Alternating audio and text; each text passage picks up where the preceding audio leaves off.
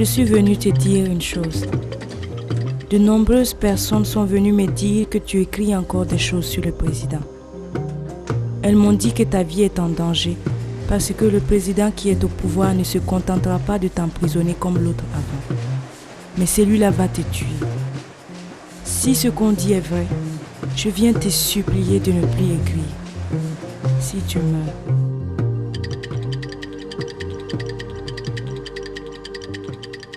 La suite de cette conversation que j'ai eue avec ma mère, je ne l'écrirai jamais dans un journal.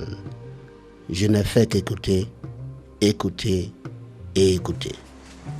Des nuits blanches, des nuits agitées, ballottées entre deux idées.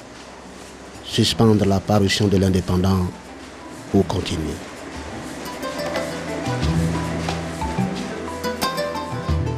Bouribana, le destin fatal de Norbert Zongo.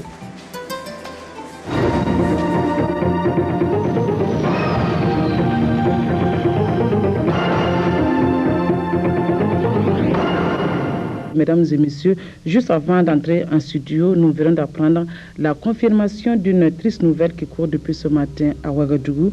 C'est le décès accidentel de notre confrère Norbert Zongo, alias Henri Sévougu, directeur de publication de l'Indépendant.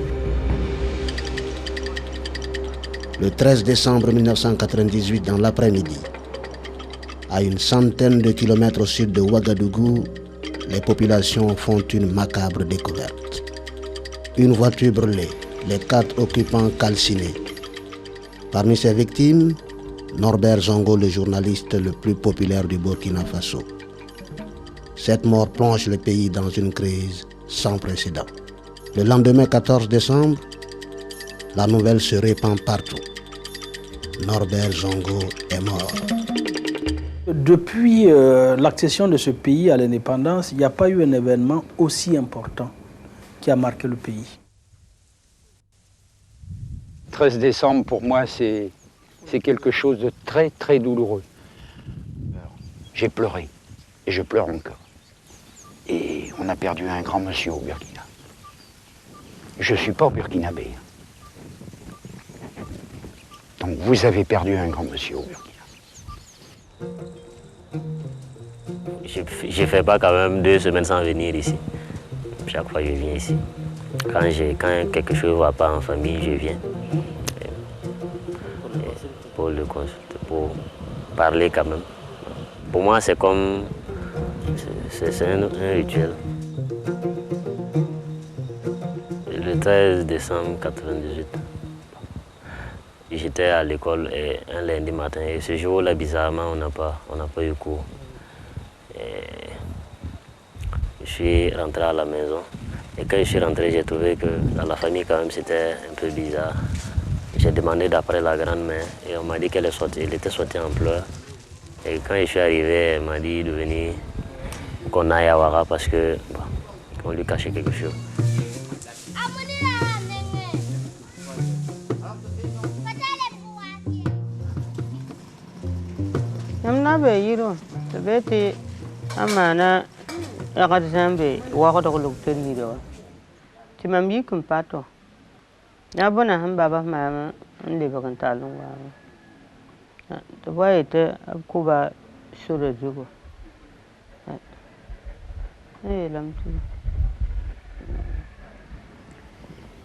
C'était un jour qu'on ne peut pas oublier.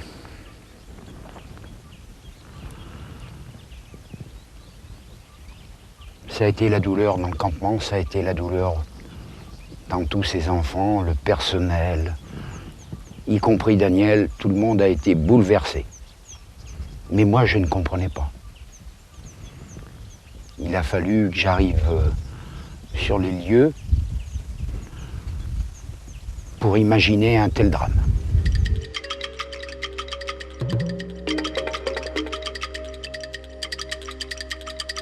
Personne ne pouvait effectivement croire, réaliser que l'accident se soit produit.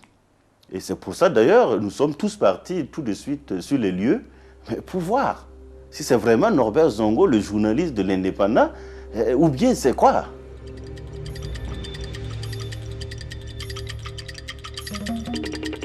une fois sur les lieux, la seule réaction, c'était vraiment l'émotion et la colère. De voir un ami devenu transformé en tas de charbon, ça fait de l'effet, c'était la colère. Les âmes sensibles de s'abstenir, quoi. Parce que ce qui s'est passé là-bas, c'est vraiment inhumain. Même au temps des guerres, même, bon, souvent c'est rare de voir, je ne sais pas comment qualifier ça. Voilà.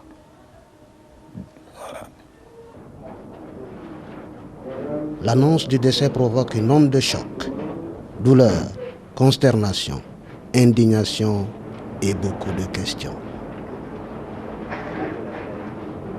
Mesdames et messieurs, bonsoir. Communiqué du ministre de l'Administration territoriale et de la Sécurité.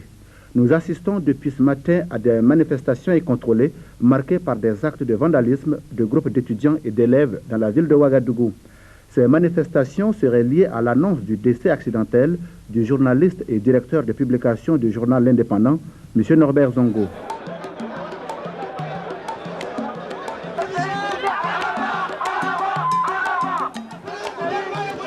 Le mardi 15 décembre, des milliers d'étudiants et d'élèves descendent spontanément dans les rues.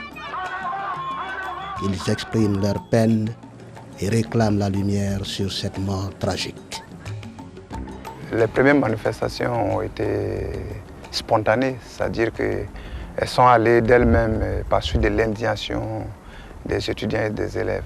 Effectivement, les étudiants sont descendus dans la rue, ils ont parcouru la ville et ils se sont attaqués au symbole du pouvoir, notamment le siège du CDP, qui est le parti au pouvoir. C'était un mélange de dépit et d'indignation.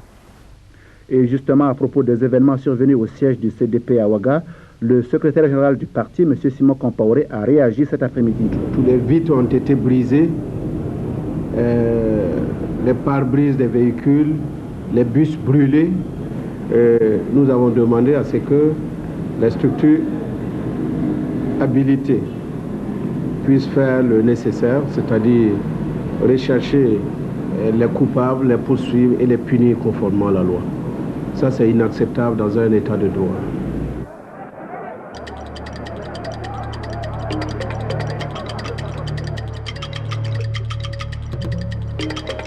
Pourquoi une aussi grande mobilisation pour un journaliste? Qui était Norbert Zongo pour que sa mort provoque une telle réaction populaire? Né en 1949 à Koudougou, Norbert est passionné de journalisme dès son plus jeune âge. Il crée son premier journal au collège et s'exerce déjà à l'investigation. Je me rappelle, aujourd'hui, je crois que ça c'est la farine Catwell ou quoi. En tout cas, c'était une farine là qu'on nous envoyait dans le cadre de notre alimentation. Et cette farine-là, il faut reconnaître qu'elle n'était pas consommable. Les élèves ont toujours dit que vraiment ce n'est pas une farine consommable, mais bon, on n'avait aucune preuve. Et bizarrement, Norbert, en compagnie d'autres personnes, ils ont prélevé cette farine-là, allaient de façon innocente le donner à l'hôpital de Koudougou pour une analyse. Et le technicien, dans son analyse, a dit, même pas farine ne devrait même pas être consommée par les porcs. Et Norbert, qui avait donc les résultats de son analyse à lui, a exhibé ça. Et je vois le comportement, je me rappelle encore du comportement de mon cousin intendant de l'époque. Il s'est attrapé la tête et dit, oui, qu'est-ce que je vais faire de toute cette farine qui était emmagasinée dans mon magasin. Donc voilà comment il a ouvert les yeux aux uns aux autres. Il a exhibé, il a dit, non, mes chères autorités, reconnaissez que la farine n'est pas bonne. Voilà le résultat de l'analyse. Par la suite, Norbert Zongo commence des études en journalisme au Togo. Mais même là-bas, il dérange le pouvoir. Dans son roman Parachutage, Norbert raconte l'histoire d'un dictateur africain. La ressemblance avec le président Eyadema du Togo est assez évidente. Il se retrouve dans la ligne de mire des services secrets togolais auxquels il réussit à échapper. À son arrivée au pays, il est envoyé en prison pendant une année. Norbert poursuivra plus tard ses études au Cameroun grâce au soutien de son ami, l'écrivain Amadou Kourouma.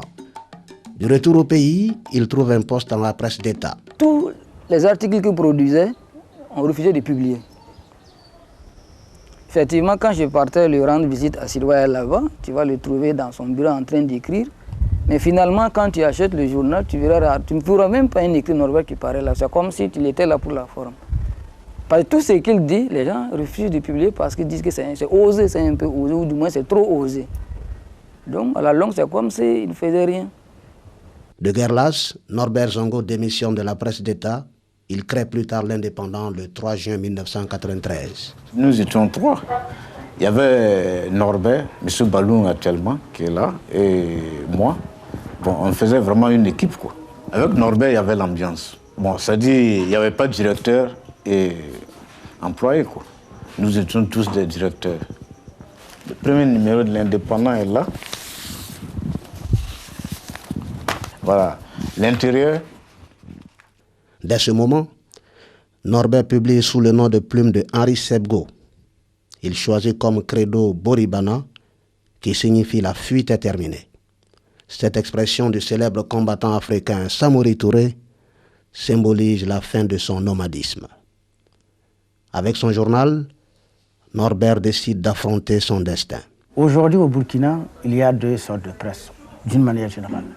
Il y a ceux qui, d'une manière générale, critiquent systématiquement, et il y a ceux qui versent dans la laudation, dans la louange.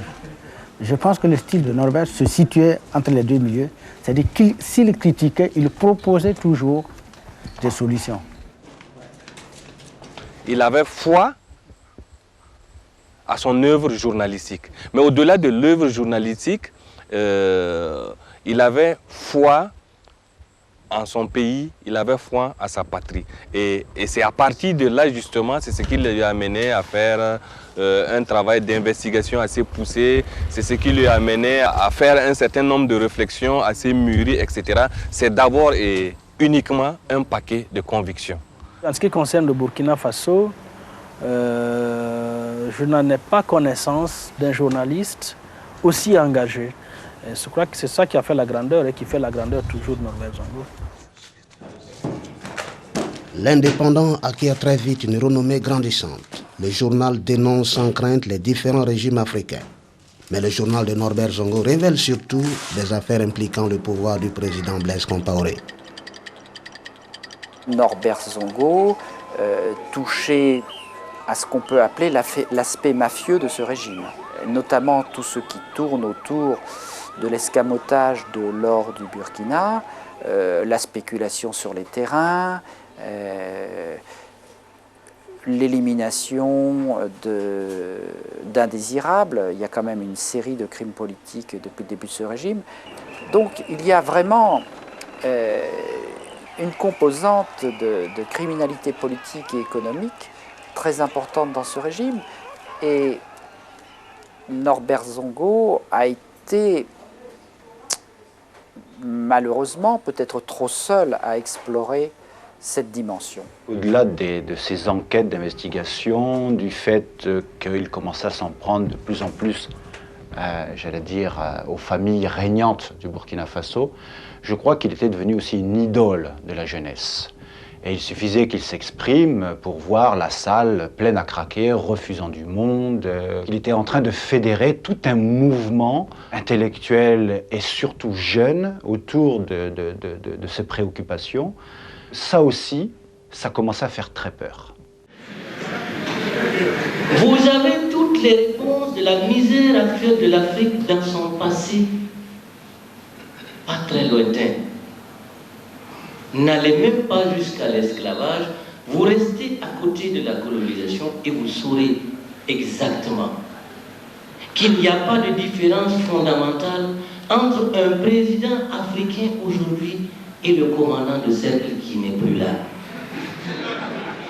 Norbert Zongo était devenu la conscience de la jeunesse de notre pays. Le problème de celui-là, c'est que ses idées n'ont jamais été à la hauteur des miennes. Norbert, en quelque sorte, était à lui tout seul un leader de parti politique, c'est-à-dire le parti des sans-voix, le parti des jeunes qui voulaient qu'il change, qu'il y ait quelque chose qui change au Burkina Faso. Le fait qu'on écoutait chacun de ses mots, que chacune de ses interventions était disséquée, était interprétée, était enregistrée, et puis on passait les cassettes de quartier en quartier, entre différents groupes de jeunes, autour d'un thé, autour d'une boisson, et je crois que son message avait d'abord une vertu quasiment sociale, pédagogique. Après tout ce qui a été brillamment dit, le résumé des libertés individuelles et collectives, moi, je donnerais seulement un seul mot. Le droit d'abord à la vie. Parce que pour jouir de sa liberté, il faut vivre. Norbert Zongo était porteur de vérité, porteur de secrets qu'il ne nous a pas révélés, mais on sentait, comme il l'a révélé lui-même dans son journal, qu'il était menacé. Bon, un jour, il a même écrit, là, Tempête sous crâne. Bon, il y a sa vieille même qui était venue, avec les menaces là, étaient tellement intenses que les gens même arrivaient chez la vieille à Koudougou pour dire à Norbert de faire attention, qu'ils vont te tuer.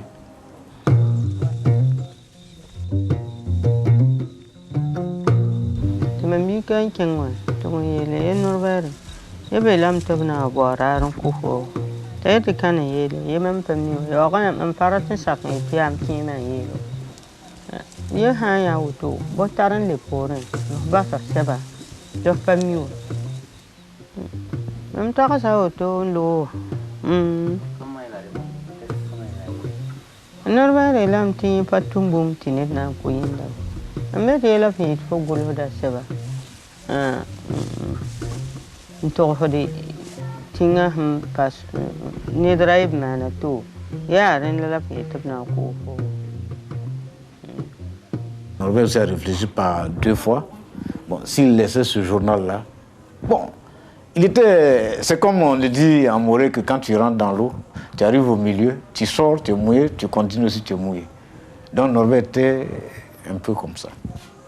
Il était, en somme, je ne dirais pas piégé, mais prisonnier de la vérité.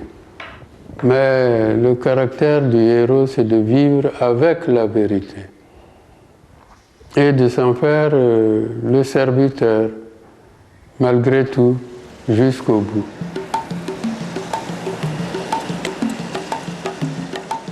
L'engagement de Norbert s'accroît au fur et à mesure que les menaces s'intensifient et se précisent. Au cours de ses investigations, Norbert lève le voile sur l'enlèvement de David Ouedraogo, le chauffeur du frère du président Compaoré. C'est pour cette affaire que Norbert, justement, a eu, à un moment donné, le courage de dire qu'au Burkina Faso, les vies humaines sont fauchées comme du fourrage et que ce sera le dernier mort. Qu'est-ce qu'il fait Norbert? Il mène une enquête et il découvre, on s'en apercevra après, avec rigueur, parce qu'il ne se trompe pas beaucoup, il découvre que derrière le meurtre de David Ouedraogo, le chauffeur du frère du chef de l'État, il y a d'abord le frère du chef de l'État, il y a la garde présidentielle.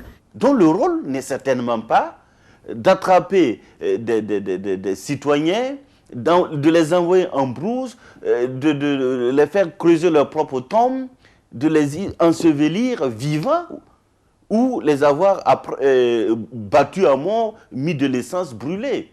Ça, ce n'est pas le travail de la garde présidentielle. Naturellement, tout être vivant ne pouvant résister à ces exactions, David Ouedraogo en est mort. L'affaire David Ouedraogo fait la une des 15 derniers numéros de l'hebdomadaire qui précède la mort de Norbert Zongo. Norbert Zongo s'attaque directement à François Compaoré, frère du chef de l'État, qu'il tient pour responsable de la mort brutale de son chauffeur. Dès lors, son destin semble entre les mains de la famille présidentielle. La presse est le 4e pouvoir. Et Norbert, en tant que journaliste d'investigation hors pair, était lui-même, en lui-même, un pouvoir. Et ce pouvoir, il fallait justement le briser, mais comment? Par son élimination physique. Puisqu'on ne peut pas le corrompre, on ne peut pas l'intimider, il fallait le tuer.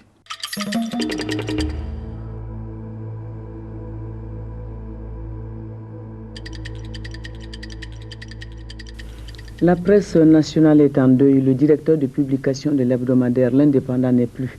L'inhumation a eu lieu cet après-midi au cimetière de Gungai.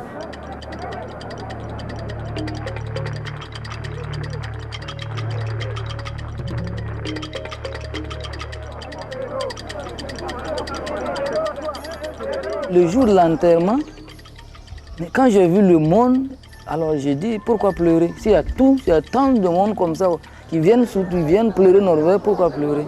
Et vraiment, quand je suis arrivé au cimetière, quand j'ai vu à une certaine distance que les étudiants ont accepté de prendre le cercueil pour porter sur leur tête et manifester tout en criant, vraiment, moi, j'étais dépassé. Et je me suis dit, Norvège n'est pas mort pour rien.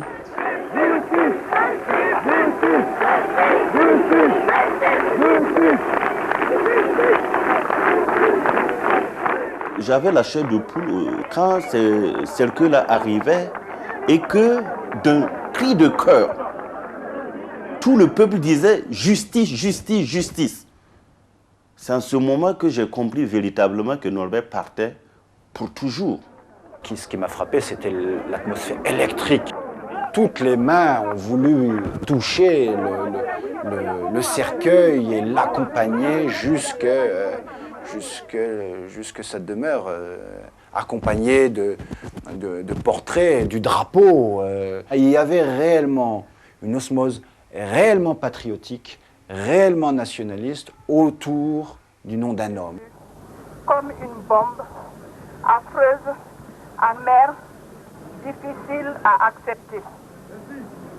La thèse de l'accident ne convaincrait personne. Mais alors,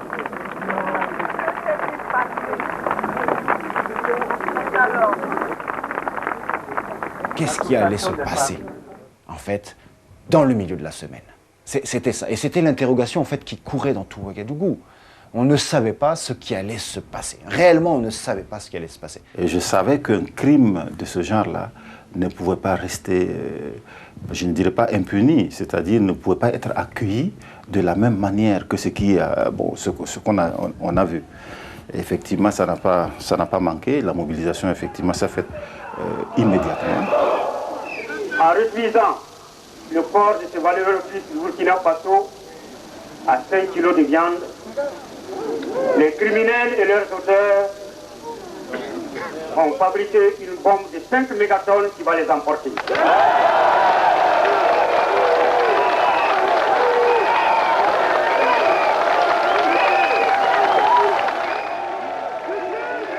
Après les réactions spontanées, la contestation s'organise.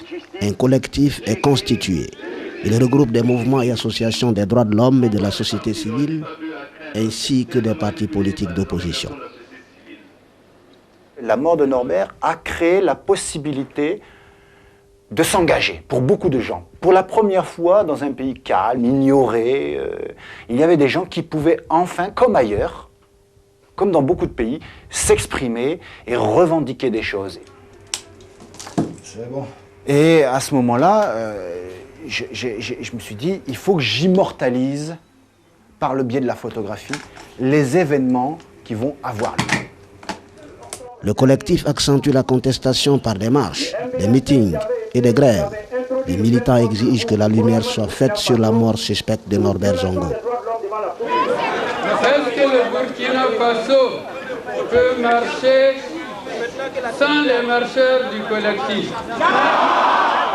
Est-ce qu'on peut faire marcher le Burkina avec des gens couchés? À moins que ce ne soit des reptiles, mais nous le sommes. Le peuple burkinabé a mérité le nom qui lui avait été donné par Thomas Sankara, c'est-à-dire le pays des hommes à terre. Il y a eu une espèce de réaction de dignité outragée, en disant peut-être que nous ne sommes pas un pays riche, mais nous avons une certaine... il y a des choses qui ne se font pas chez nous. Je pensais qu'il y allait avoir un mouvement dans la durée, un mouvement populaire dans la durée, qu'il fallait absolument suivre par l'image. Et donc petit à petit, de fil en aiguille, il s'en est suivi un reportage hebdomadaire en fonction des événements, en fonction des manifestations, des rencontres, des meetings, et puis surtout voir un petit peu l'émergence de nouvelles personnalités.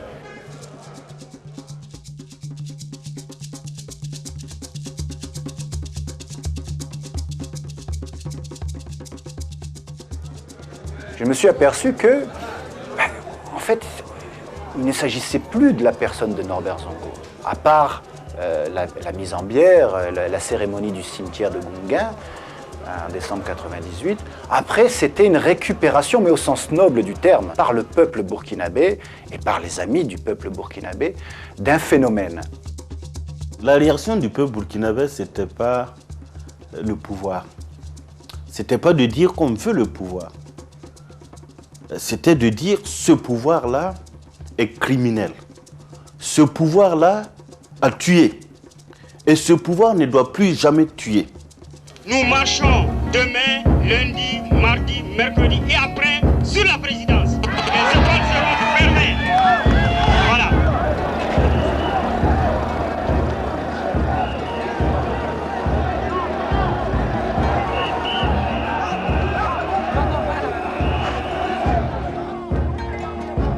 Le président de Faso se mure dans le silence. Le gouvernement cherche ses mots. Des individus mal intentionnés, je le cite là, continuent d'organiser des manifestations anarchiques et des actes de vandalisme. Le désordre et le vandalisme ne passeront pas. Le ministre de la Justice, je le reçois là, il est sur le plateau pour lui aussi faire une déclaration.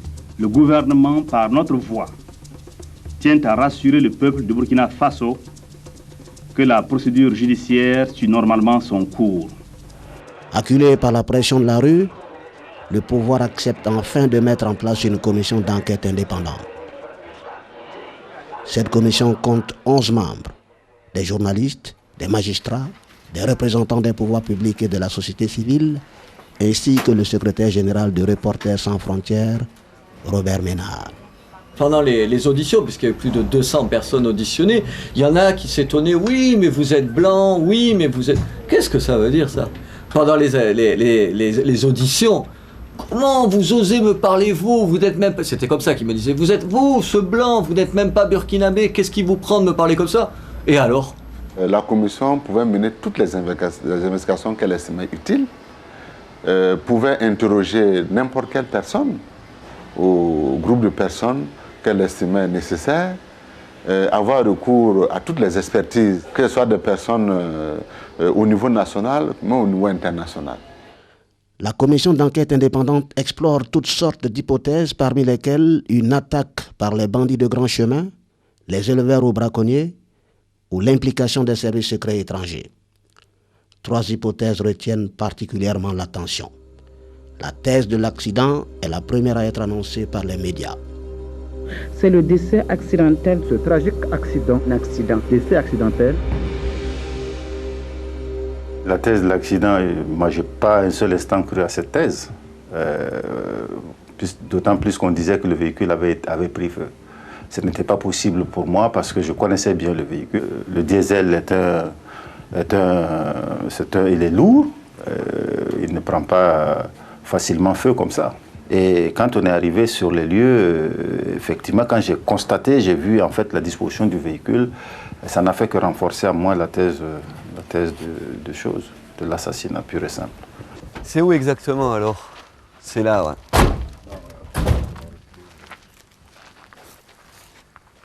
Il y a encore des bouts de verre et tout. Il était garé, il n'était pas accidenté. Il était garé. Ouais, c'est ça. Ouais.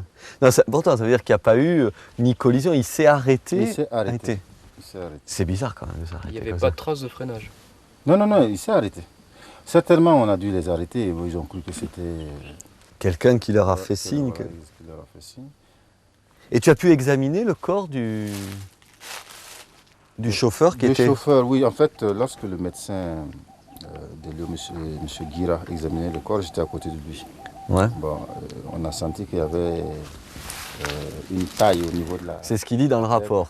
Il a des blessures à la tête qui n'ont rien à voir avec le feu, qui sont des blessures, il dit, avec un objet coupant, tranchant. Ça veut dire que la cause de la mort, il faudra voir ce que c'est. Voilà. Donc pour toi, la thèse, tout ça te fait dire que la thèse de l'accident, elle est à exclure. Elle est à exclure. Pour moi, il n'y a pas eu d'accident. Ah ouais. En dehors du journalisme, Norbert Zongo avait une seconde passion, la chasse. Une deuxième thèse a vite lié sa mort à des problèmes dans sa zone de chasse. Il faut savoir qu'effectivement, le journaliste Norbert Zongo gérait une zone de chasse et qu'effectivement, dans la zone, il y a des braconniers qui font leur entrée dans ces zones pour faire des prélèvements, pour faire la chasse de façon illégale. Ça peut être possible qu'effectivement, il y ait un conflit avec ces braconniers et que ça aboutisse à ce drame-là.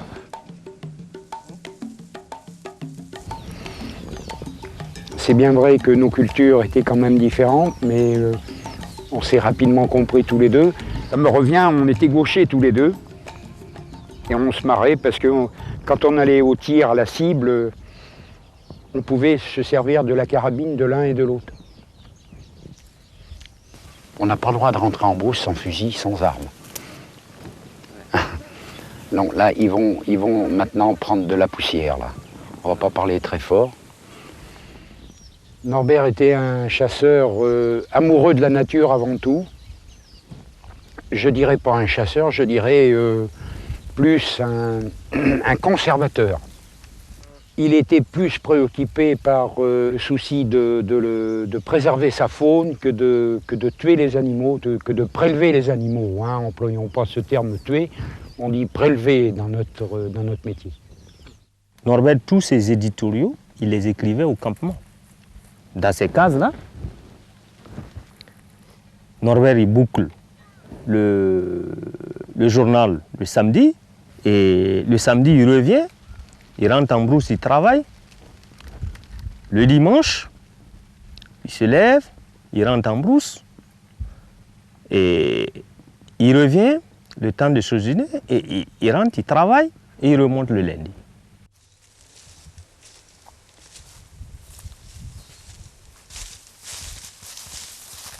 Tene sim bete Norbert asim be apoya pelega apa zabani nira asim be ne tundun tume adat ne fa pam ayir tene morge to wi wa sim wan pam anam manga mam ya mam nam manga me adiga man photo ayir to wi wa sina wan pam wa to wa mam na nam banga me te telephone wa sen sille te pishin wa manishe mam nam banga me asim wan ta ya ni fa apui de me koba. Aucun conflit entre Norbert et les villageois, et Dieu sait quand il parlait de ces gens de la brousse, c'était ses amis. Quand il y avait un prélèvement, c'était pour les villageois, c'est-à-dire la viande partait dans les villages. Mais cette hypothèse de règlement de compte entre chasseurs se révèle non fondée. Finalement, la commission privilégie la thèse de l'assassinat.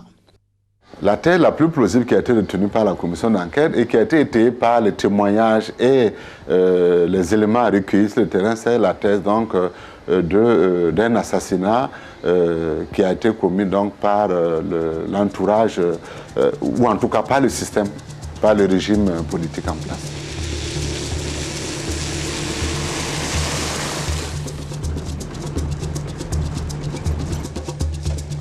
Le 13 décembre 1998, Norbert Zongo, arrivant de Sapuy pour aller à son ranch qui est à quelques kilomètres d'ici, la Sicile, arrivé à ces lieux, ils ont trouvé un véhicule 4x4 double cabine qui était stationné par là.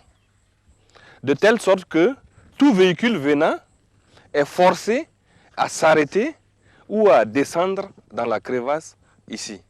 Et dès qu'ils se sont arrêtés, il y a des éléments, 4 éléments, qui sont sortis des arbustes par là Et il y en a qui sont sortis par derrière, non, qui étaient sur la cabine du véhicule, et ils ont commencé à ouvrir le feu directement. Ils ont ouvert le feu sur les passagers donc, du dit véhicule dans lequel était Norbert.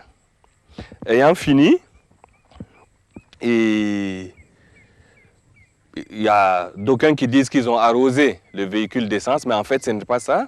Ils ont une arme particulière qui est une arme incendiaire. Donc, ayant fini, ils ont tiré avec cette arme incendiaire et immédiatement le véhicule s'est enflammé. Bon, cela dit, quand l'opération se faisait, il semble qu'il y avait un témoin, un peul qui était venu par là, dans le buisson un peu plus loin, quand il était en train d'arracher ses plantes. Il a bel et bien vu le premier véhicule qui était arrêté là.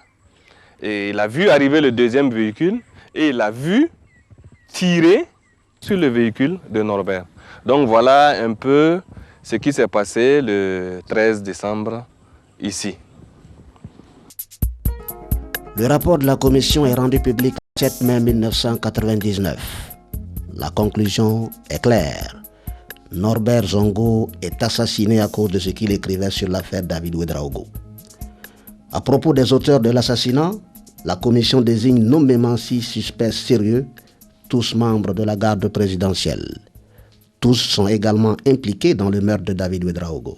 Organisez-vous dans les secteurs, organisez-vous au mieux. Le peuple manifeste et exige l'arrestation des 6 suspects.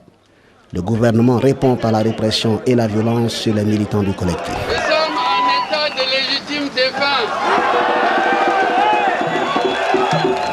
En tant que travailleuses, épouses, mères et filles, nous souffrons de la banalisation de la vie humaine.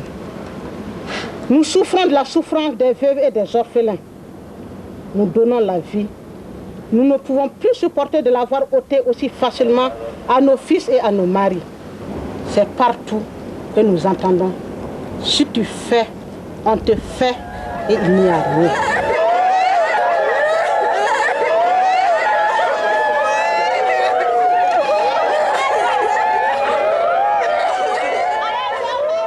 Pourquoi se pleure?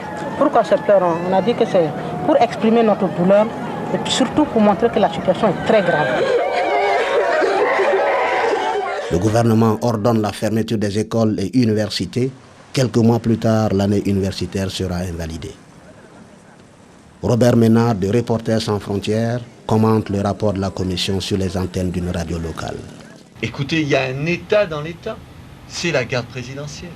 Elle se comporte comme des voyous. C'est la garde présidentielle qui est impliquée dans la mort de Norbert Zongo et de ses compagnons. Moustapha, vous voulez poser une question? Non, c'est pas plutôt une question, mais c'est plutôt parce qu'on a reçu un appel. Alors, c'est un coup que je veux faire, je vais arrêter l'émission. J'arrête l'émission parce que je ne veux pas qu'on vienne attaquer ici. On a été obligé d'arrêter l'émission au milieu parce qu'il y a eu des appels de gens proches de la garde présidentielle et du pouvoir en disant si vous continuez, je vais vous venir casser la radio et tout ça. Évidemment, le type a arrêté. Je rentre à mon hôtel et là arrive la police et tout ça. C'était stupide parce que pourquoi c'était stupide? Parce que donc ils viennent me chercher, ils m'emmènent et je suis entendu par monsieur Bassolé qui était ministre de la Sécurité et qui me dit j'en ai marre de vous, je vous expulse ce soir à l'avion. Je dis, monsieur Bassolé, de toute façon cet avion-là, je le prends et je lui montre mon billet. Et je dis, mais pourquoi vous m'expulsez alors que je le prends? Et il tape du poing sur la table et dit, je fais ce que je veux, si j'ai envie de vous expulser, je vous expulse.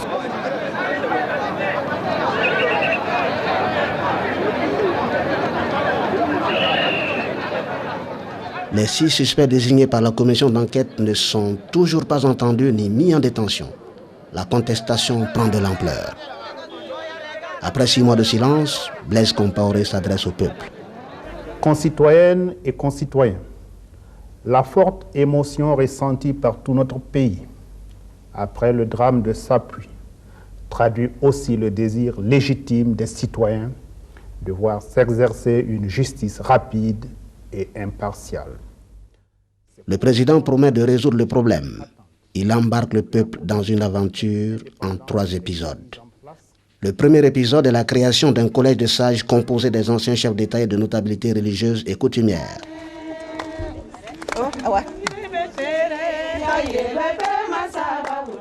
À sa tête, Monseigneur Anselme Sanou, archevêque de Bobo-Dioulasso.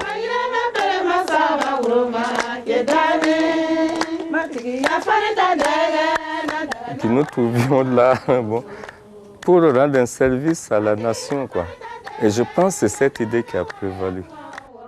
On nous demande, c'est pour le bien de la nation. Et puis, en fait, le président, dès le départ, nous a dit, il nous laissait, voilà, carte blanche. Petit à petit, nous avions conscience d'abord on se construisait et on construisait quelque chose. Et je me souviens, ça c'était vers la fin, quelqu'un a dit, même si on ne tient pas compte de ce travail-là, ça rentre dans l'histoire de ce pays. Des propositions de solutions pour la sortie de crise. Le Collège de sages remet son rapport le 2 août 1999.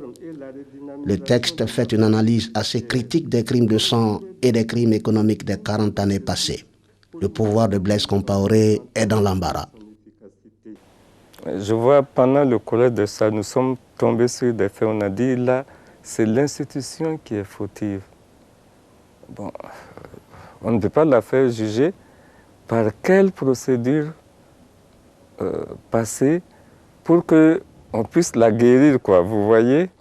Les militants du collectif sont relativement satisfaits, mais exigent du gouvernement des actions immédiates dans l'affaire Norbert Zongo. Le deuxième épisode de l'aventure concerne le procès de l'affaire David Ouedraogo, le chauffeur du frère du président. Dans ce contexte où tout le peuple burkinabé réclamait vérité et justice pour Norbert Zongo, où il y a eu une commission d'enquête indépendante qui a tout de suite dit, eh bien, Norbert Zongo est mort parce qu'il enquêtait sur l'affaire David Ouedraogo et que le mobile du crime, c'est ça. Il fallait tout de suite juger cette affaire. Ils sont 5 militaires appelés à la barre du tribunal. L'adjudant Marcel Kafando, le sergent Edmond Kwama, les soldats de première classe Ouseni Yaro, Christophe Kombasséré et Marcel Cabré. Ils devront répondre du chef d'accusation de coups et blessures ayant entraîné la mort de David Ouedraogo. C'est une affaire qui remonte à 1997 suite à un vol d'argent intervenu dans la famille de François Compaoré. Après le procès David Ouedraogo, le peuple nourrit l'espoir que le dossier Norbert Zongo va enfin être jugé. En lieu et place du procès de l'affaire Norbert Zongo, le pouvoir Compaoré annonce à grand coup médiatique un troisième épisode, la journée nationale du pardon. Merci à tous d'être venus à cette journée nationale de pardon. Nous allons entendre son Excellence Monseigneur Anselme Sanou, archevêque de Bobo-Dioulasso, président du Présidium. Monseigneur, vous avez la parole. Tout le monde, que ce soit, disons, l'exécutif en place, le législatif, et aussi l'opposition, était pour une journée de catharsis ou de pardon. Mais maintenant, certains étaient restés avec le schéma de l'Afrique du Sud. Bon, on n'a pas fait la vérité sur les choses. Donc, et puis, ce qui était le plus difficile, demander à une autorité en place de se reconnaître coupable devant son peuple. Peuple de Burkina Faso, en cet instant solennel, en notre qualité de président du Faso, assumant la continuité de l'État, nous demandons pardon et exprimons nos profonds regrets.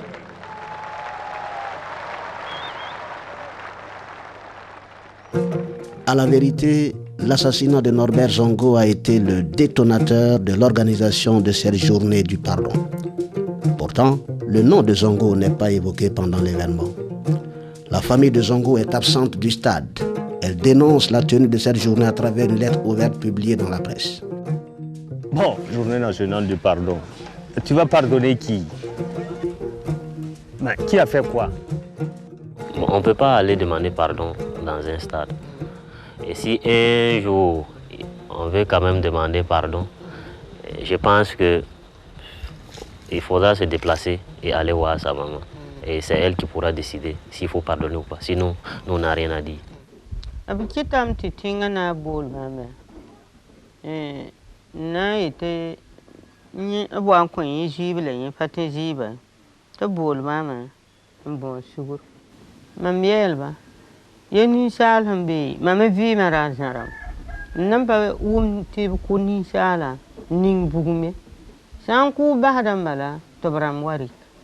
Ye ha ne beo na kinga tenga ponyo tampare suguru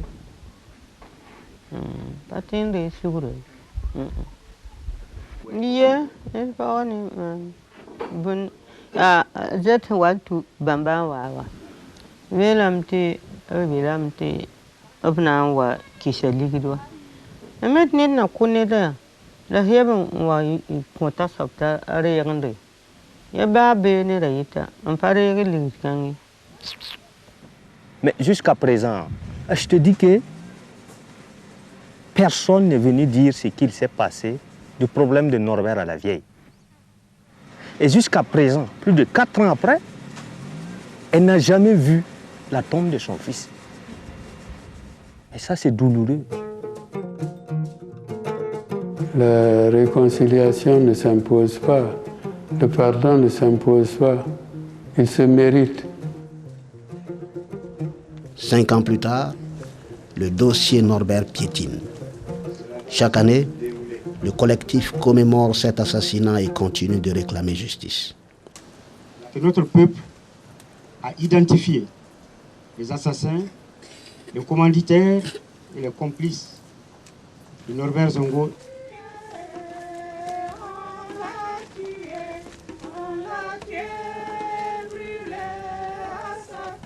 Il faut poursuivre. Et si vous ne poursuivez pas, d'autres journalistes vont tomber parce que vous consacrez à l'impunité. Au fil du temps, le mouvement de revendication s'internationalise. Amnesty International, Reporters sans frontières, qui perturbe la visite officielle du président Compaoré en France, ou encore le Cofanzo, sont déterminés à obtenir justice pour Norbert Zongo. Le plus grand succès du Cofanzo jusque-là, c'est notre manifestation du 19 octobre 2001, lors de la venue de Blaise Compaoré, à l'invitation de Jacques Chirac. En arrivant, on a constaté qu'il y avait autant de policiers que nous. En fait, ils étaient très très nombreux. Mais nous, ce que ça montrait, c'est que l'État français est prêt à soutenir, quoi qu'il arrive, le régime Compaoré. En tout cas, ce jour-là, c'était clair. Ça a renforcé notre détermination. Des artistes peignent, écrivent et chantent pour Norbert Zongo.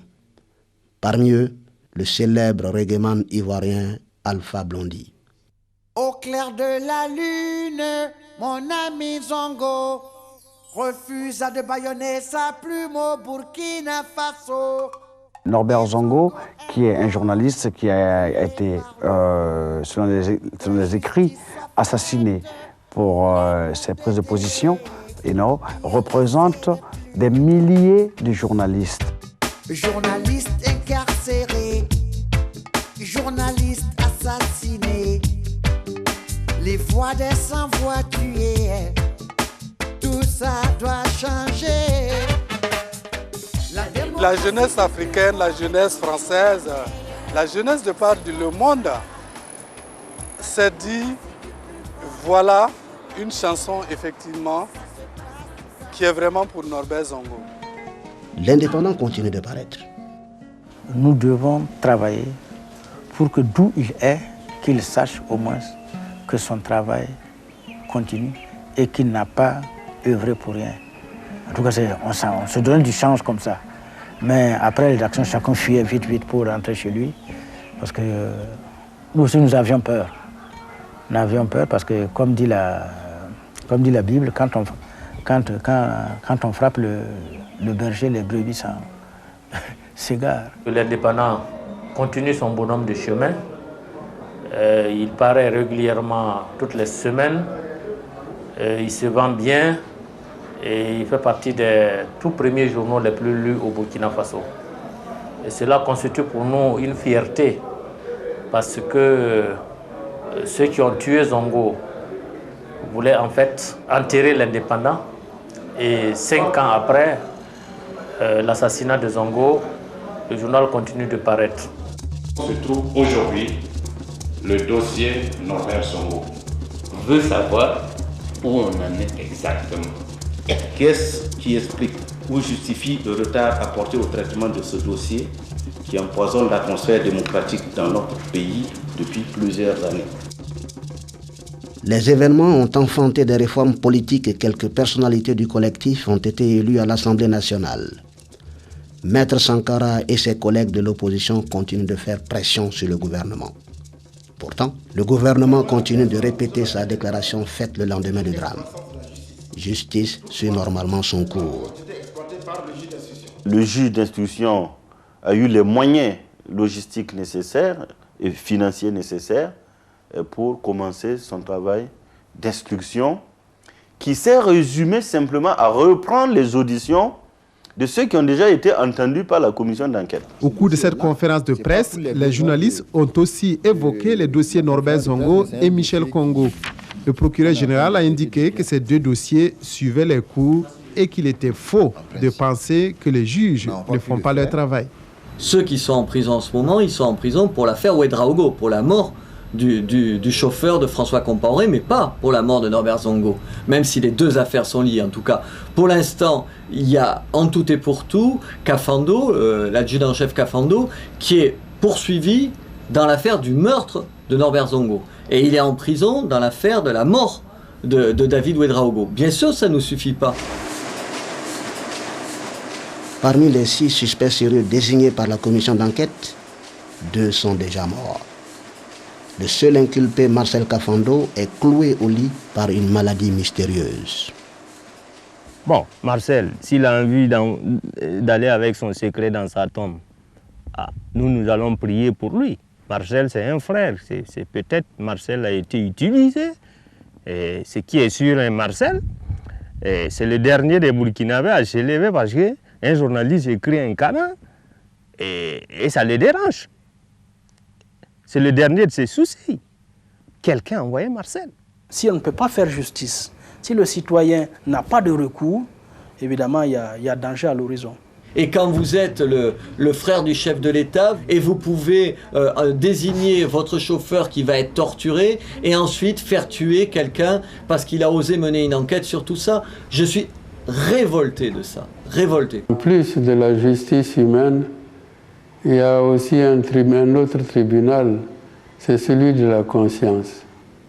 Mais au-delà de la conscience, il reste toujours le tribunal suprême, le tribunal divin. Donc les tribunaux sont nombreux. On ne peut pas échapper à tous les tribunaux.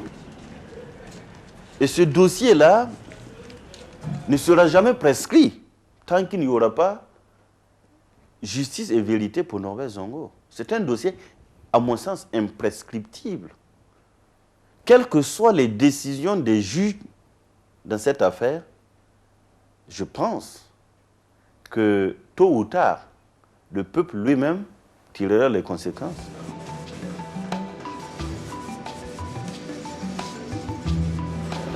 Tu vois, ce que j'ai essayé de représenter, c'est simplement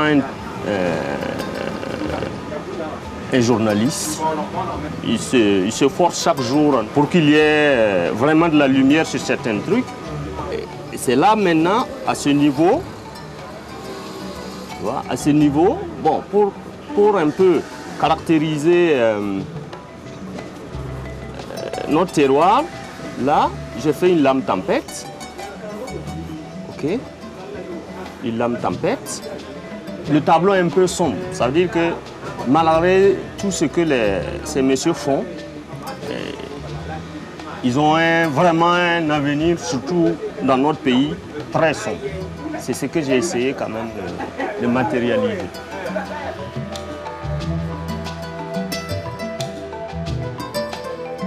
Quand vous avez une Afrique où les dirigeants sont des Idi Amin Dada, des Bokassa, etc., vous donnez l'impression à l'étranger, mais aussi à un certain nombre d'Africains, qui ne sont capables que de cela.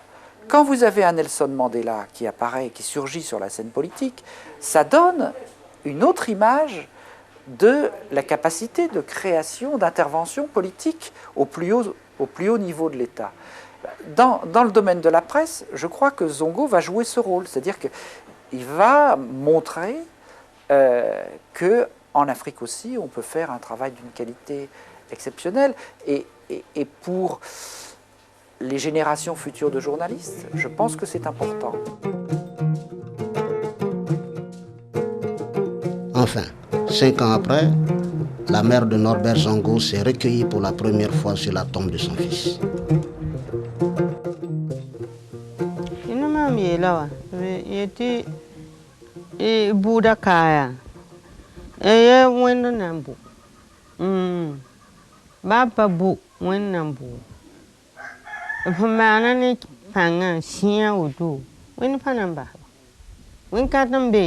Bam wena mana wuni bamba bam me tu mrateka